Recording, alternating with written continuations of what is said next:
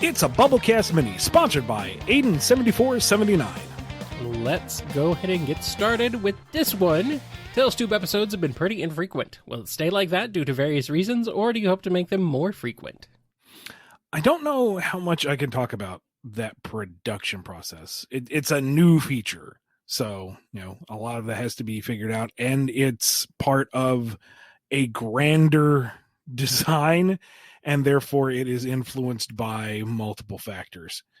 I know the team all wants to do like all sorts of stuff, but there are limitations on budget and time. But there will be more in 2023. I mean, one's in the can, so you get to look forward to that. When? I can't say it, but there will be more in 2023. Yeah, no, they've been relatively scarce, but maybe we'll get more. I want Tails to play some games. I don't want him to play Sonic games. I just want him to play some video games that aren't Sonic related. I want them to be nothing to do with Sonic. I legit don't know if we could do that, because that might be a licensing issue. I know you probably can't. Most likely cannot. But that's all I want. I just want Tails to have fun playing some video games. I don't care about any of this lore stuff. Just let him play video games. Just let the guy play some video games. Looking back, do you think all the troubles with the reboot and such helped bring you and various artists to Sega's attention? No. Us getting greater attention from Sega was part of a different initiative by different parties and a wholly different circumstance. All right. How does it feel, looking back, seeing how far you have come over the past 16 years? It doesn't feel like it's been that long, And yet it feels like it's been 84 years.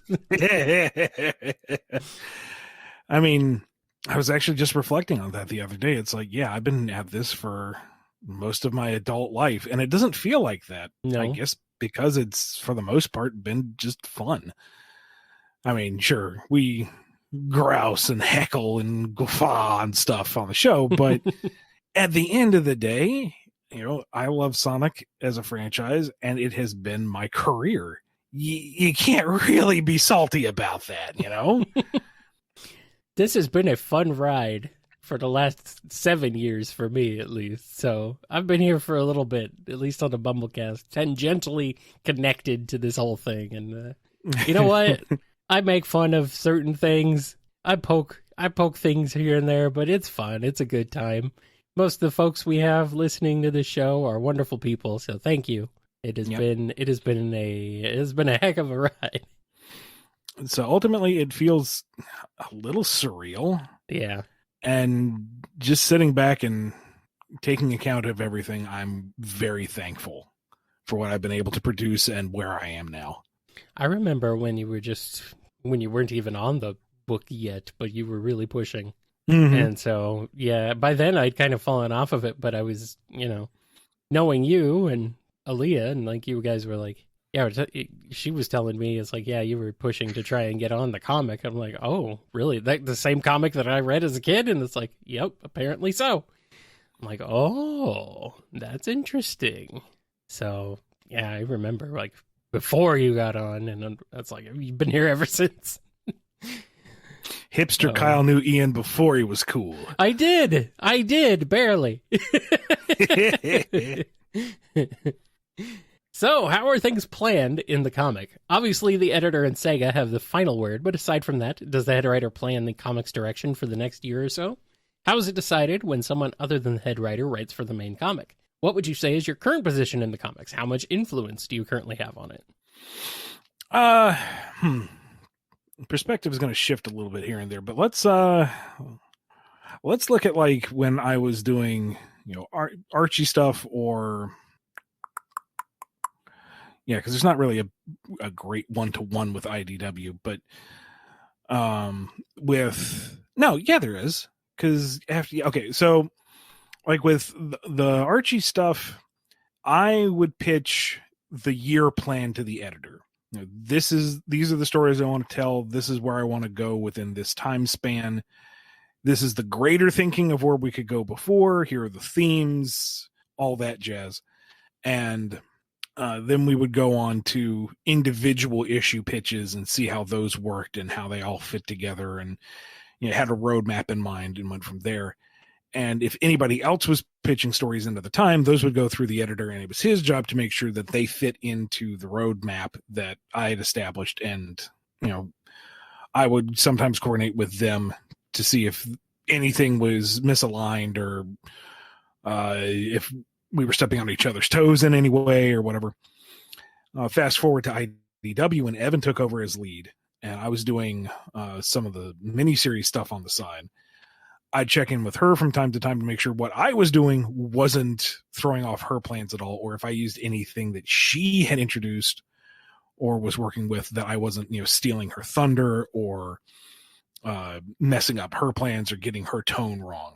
But she was the one who was setting the stage and deciding where the stories were going and who the characters were involved and the themes and yada yada. And those were approved by the editorial. Those were approved by Sega. Going into 2023, Evan and I are kind of co-writing the book. So we blocked out a day and just kind of sat down and powwowed. It's like, where are we right now? What do we want to do? And we kind of just like pitched to each other, more or less. And it's like, does this sound cool? Can we do this? How do you want to break it up? Do you want to do this part? Do you want to do that part? I know you like this character. Should you do this part? And we pitched that to editorial, and we went back and forth on that, and we revised, and then that went to Sega to get their notes for revisions. And at this stage, we're doing the individual issues, and those go through editorial to make sure that they all sync up. Those go through Sega for approvals. And yeah, there you go. Well, fancy. We know the Black Arms and Echidnas are off limits, but what about the Babylonians? I assume Jet's father is off limits, but is there room to explore the culture or introduce new characters? I don't know. We haven't pushed that boundary yet. I would imagine they probably are all in the same boat, but I don't think we have quite the same restrictions on birds. I don't know. It'd be neat to explore, but, is there a story there, and do we want to? How much time do we want to devote to it, and yada yada yada? It's not impossible. It's just that's not in the immediate future for us. Let's maybe use the Babylonians we have. They haven't got a heck of a lot of play yet. They need a bit more. Oh, okay. Hashtag knowing smile. Oh. When you come up with a story, do you have a general idea how long it'll be, or does it get longer the more ideas you have? We do know that you are guilty of plot creep or story creep, whatever you want to call it, where things get out of control a little bit. Now, in my defense, I do have to take into account the number of issues that go into trades. We're not as slave to that design as like Sonic Universe and Mega Man were. Yeah, but it is something we have to take into account. Mm-hmm. It's not the only reason some arcs go long, but that is a factor. I do have a scope in mind when pitching long form, though. I don't pitch, we'll just do this and keep running with it till we're out of ideas. No, I need a structure myself.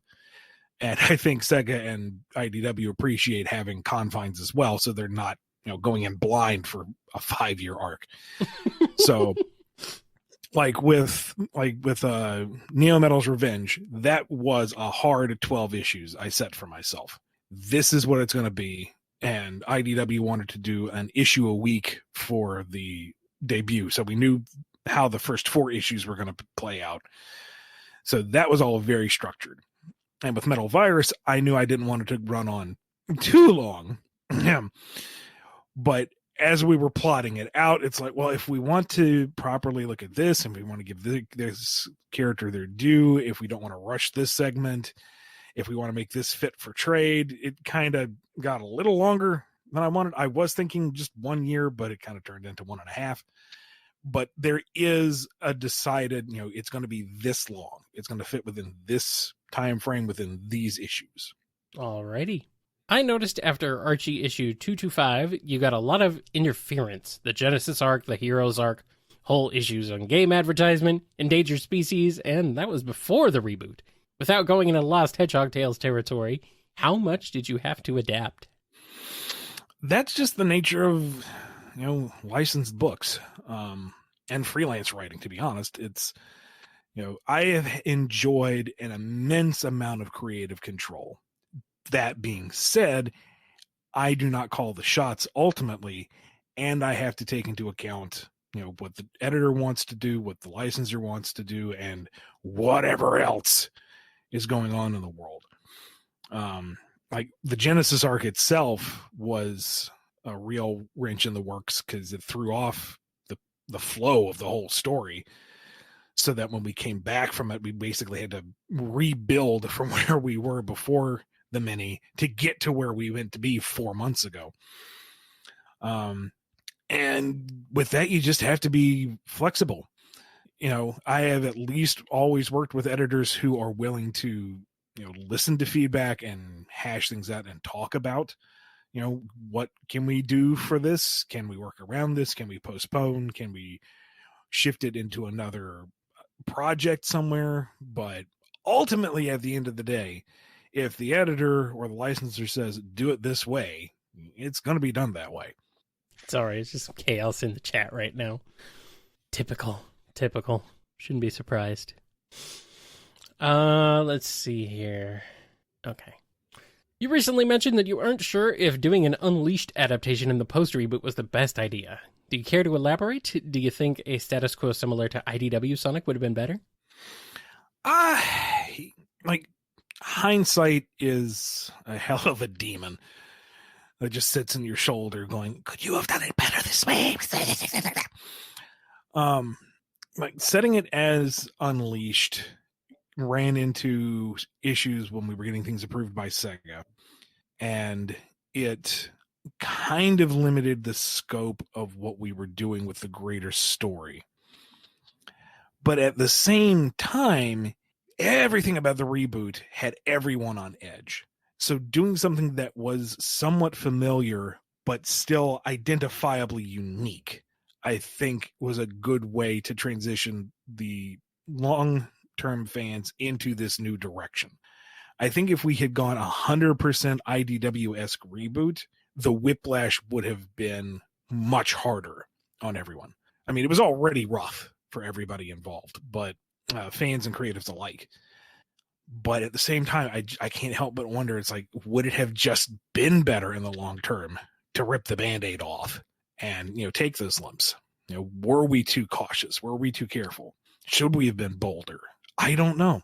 I don't know if there's a correct answer. Well, would it have made a difference to the long-term continuation of the book? No. I don't think so. Yeah, I don't think so.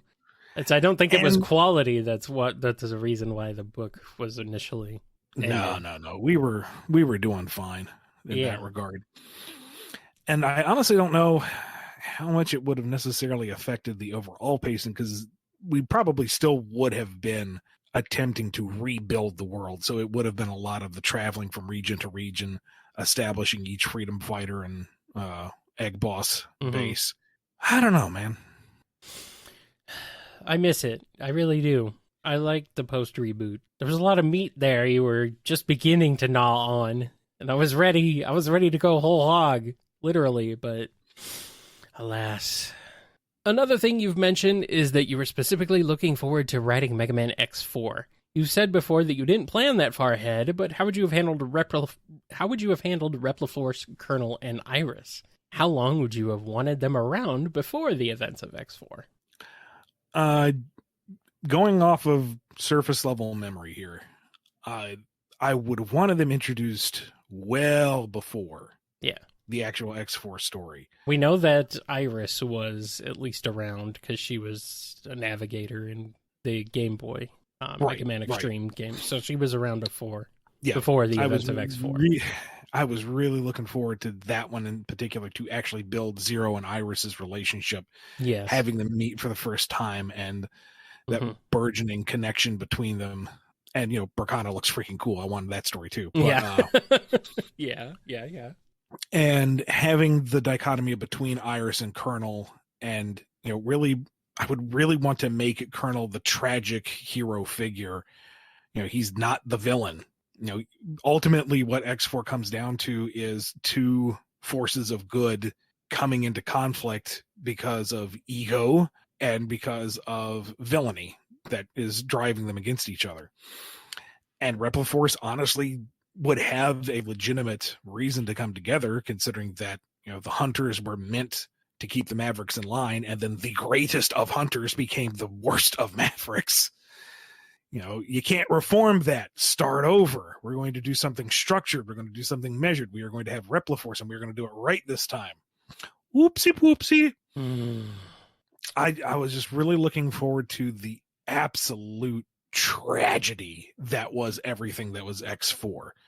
Like, the whole thing was going to be just this really sad, bitter, drawn out, just angst fest in the greatest of ways.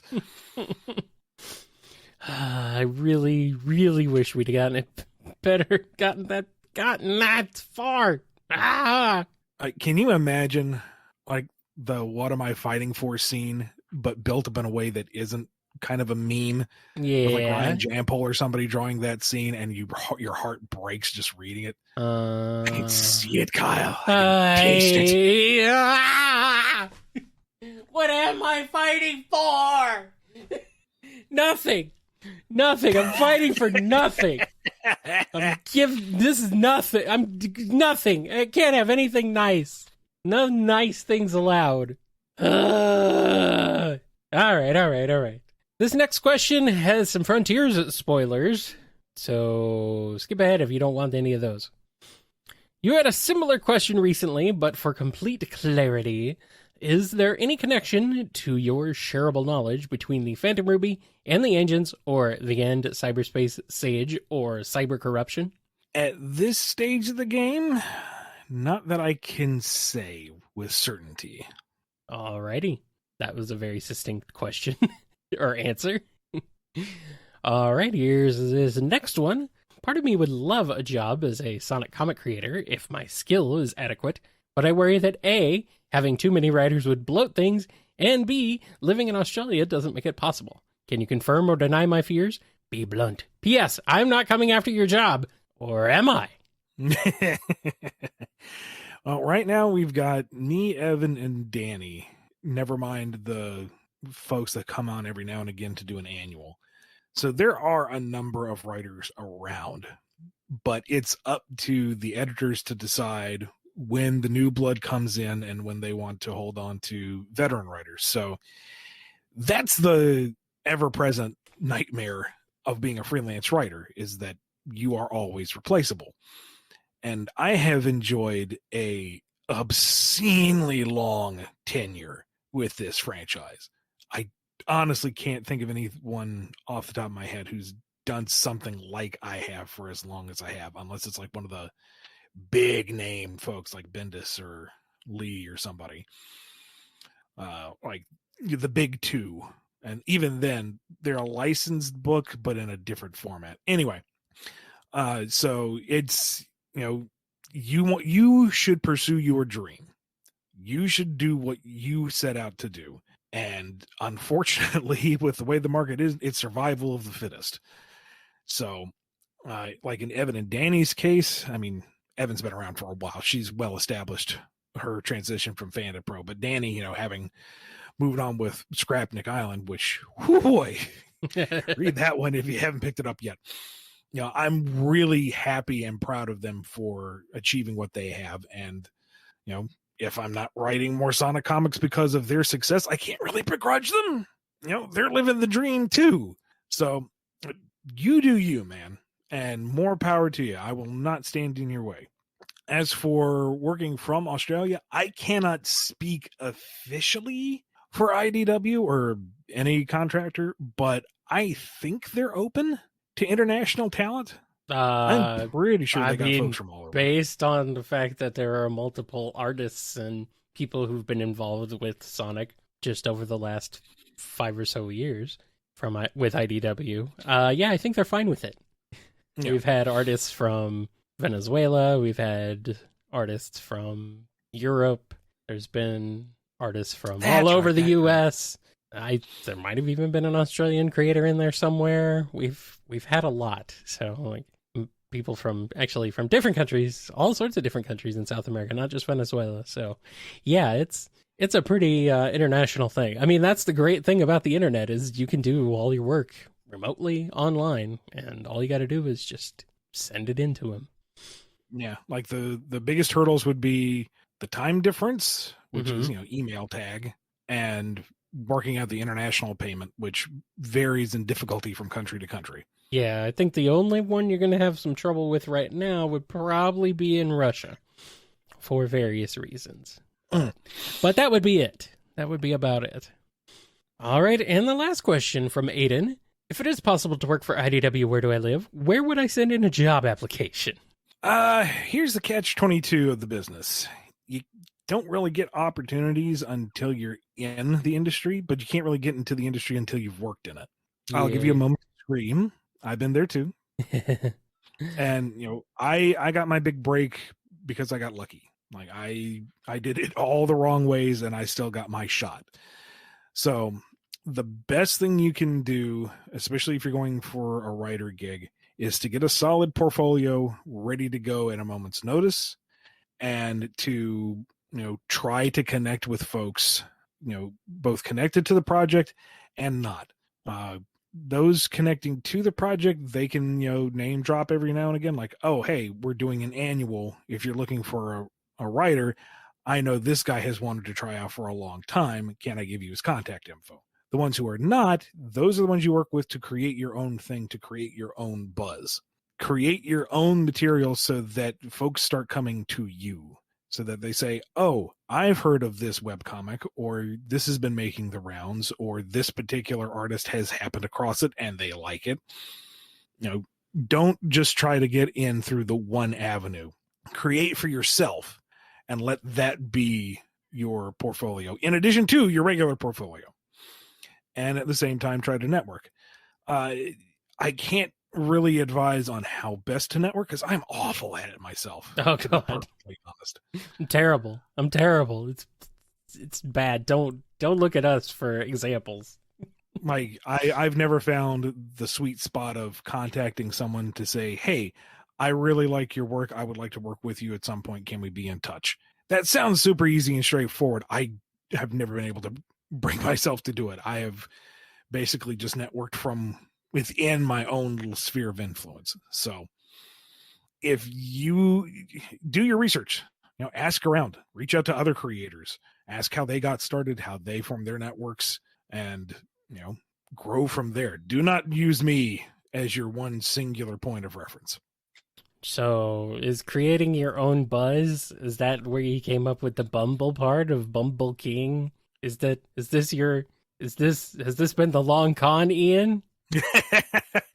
No, that would require foresight and cunning on my part. Oh, okay, well, fine. Unleash the bees anyway. Not the bees. Thank you to Aiden7479 for sponsoring this mini. If you want one of your own, head over to patreon.com/BumbleKast, Ko-fi.com/BumbleKast, or become a YouTube member. We'll see you in the next one.